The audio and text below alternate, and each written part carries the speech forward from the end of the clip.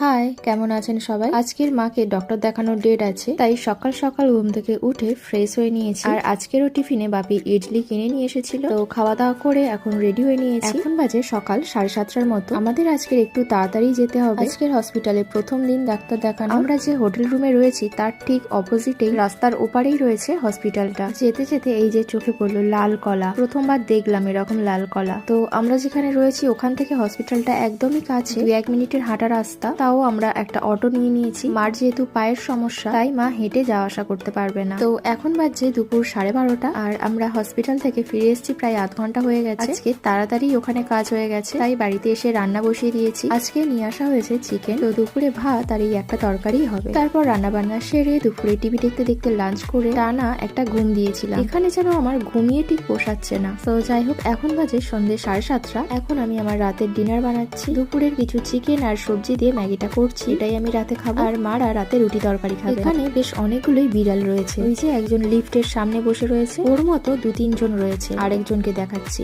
এই যে দেখতে পাচ্ছেন কি, এটা পুরোটাই কালো, মানে অন্ধকারে যদি এ দাঁড়িয়ে থাকে একে বোঝাই যাবে না। আর চোখ দুটো শুধু জ্বলছে। এদের কাজ হলো বাইরে থাকা এই ডাস্টবিন গুলো থেকে খাবার খুঁজে খুঁজে বের করে খাওয়া। এই বালতিতে মনে হয় কিছু পেলো না, তাই আবার পরের বালতিটাতে গিয়ে খুঁজছে। আমি তো একে প্রথম দেখেই ভয় পেয়ে গিয়েছিলাম। তবে এদের একটা স্বভাব ভালো, রুমের দরজা যদি খোলা থাকে তাহলে কিন্তু এরা রুমে ঢোকে না। তো আমার ডিনার রেডি, এবার এটাকে ঝটপট খেয়ে নিই। তো যাই হোক, চলুন আজকের ভিডিওটা এতটুকুই। দেখা হচ্ছে আবার খুব তাড়াতাড়ি পরের একটি ভিডিওতে।